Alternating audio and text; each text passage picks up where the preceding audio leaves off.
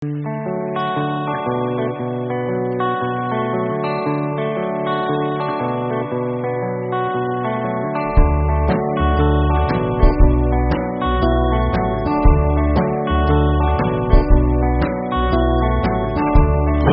out to sea, baby.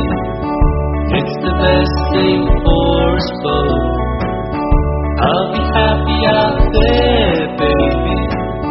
Fish below and stars above. And you'll be happier without me.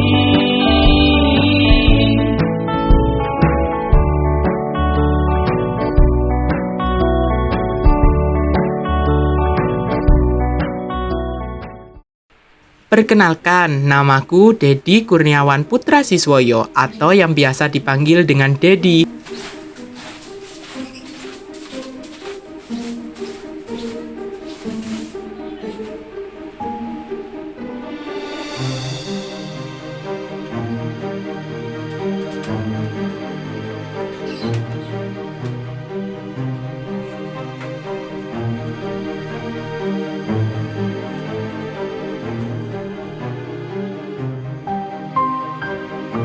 Saat ini, aku berkuliah di program studi Teknik Kimia Fakultas Teknik Universitas W.R. Supratman, Surabaya sebagai salah satu mahasiswa penerima program beasiswa KIP Kuliah.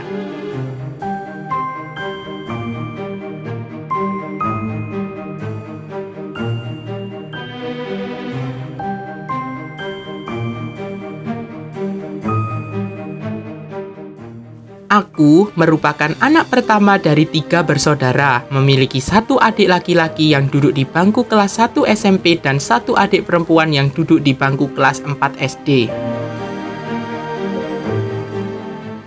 Untuk memenuhi kebutuhan sehari-hari, mamaku sebagai seorang single parent membuka usaha warung kopi kecil-kecilan di depan rumah, sambil melaksanakan tanggung jawabnya sebagai seorang ibu rumah tangga, termasuk membantu kedua adikku dalam mengerjakan tugas daring di masa pandemi COVID-19 ini.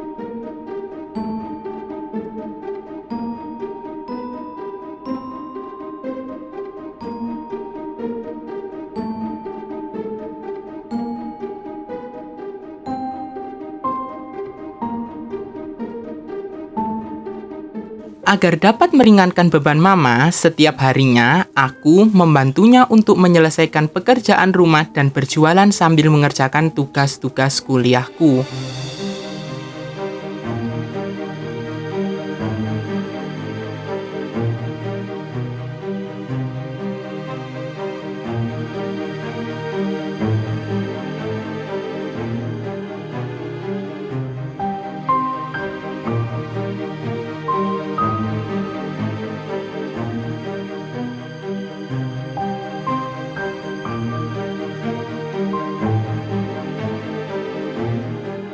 Bisa bersekolah sampai jenjang perguruan tinggi negeri adalah cita-citaku sejak kecil. Saat mendengar ada peluang untuk mendaftar program beasiswa KIP Kuliah, aku pun langsung berusaha untuk mendaftar. Ternyata terdapat beberapa seleksi yang harus aku lalui agar bisa lolos dan mendapatkan beasiswa tersebut.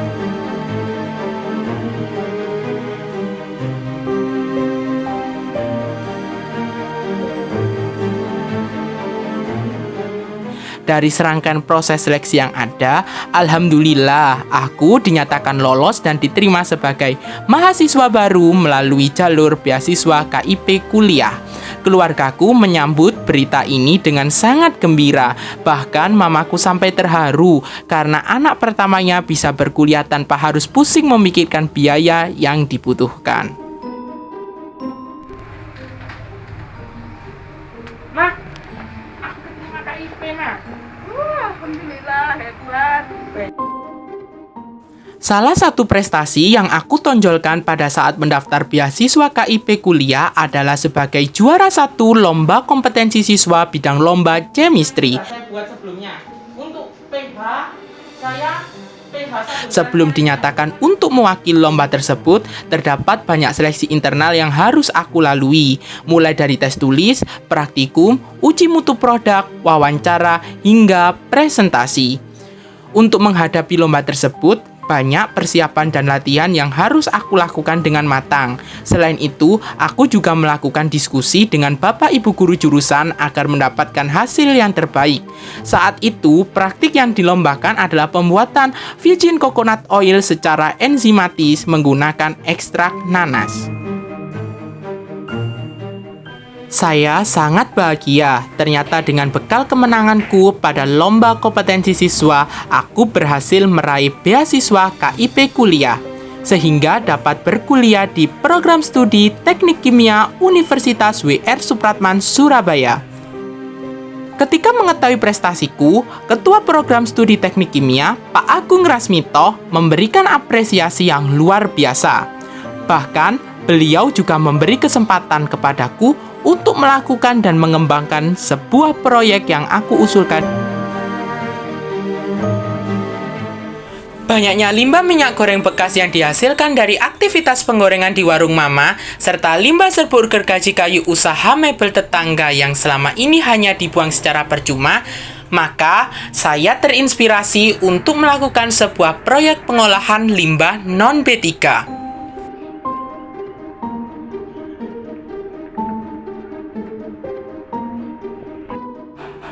Tujuan utama dari proyek ini yaitu menghasilkan sebuah produk yang lebih bermanfaat dan memiliki nilai jual yang tinggi, berupa produk sabun padat transparan dan sabun cair. Saat ini, saya sedang mempersiapkan proyek pengembangan pembuatan sabun kreasi agar dapat menjadi produk unggulan kampus hingga dapat diproduksi dan beredar secara massal. Semoga nantinya apa yang saya rencanakan ini dapat terwujud dan dapat memberikan manfaat untuk masyarakat sekitar, utamanya dalam menanggulangi jumlah limbah yang ada di lingkungan masyarakat. Agar minyak hasil rafinasi dapat digunakan sebagai dasar pembuatan sabun kreasi, maka perlu diketahui kualitas dari minyak tersebut melalui sebuah kegiatan uji mutu produk. Berikut adalah hasil uji mutu produk minyak rafinasi berdasarkan SNI 7709 tahun 2012 dan SNI 3741 tahun 1995. Karena sabun yang diproduksi akan dijual dan beredar di masyarakat, maka produk sabun perlu dilakukan uji mutu produk. Berikut merupakan hasil uji mutu produk sabun kreasi yang saya produksi berdasarkan SNI 3532 tahun 2016 untuk sabun transparan kreasi dan SNI 064085 tahun 1996 untuk sabun cair kreasi.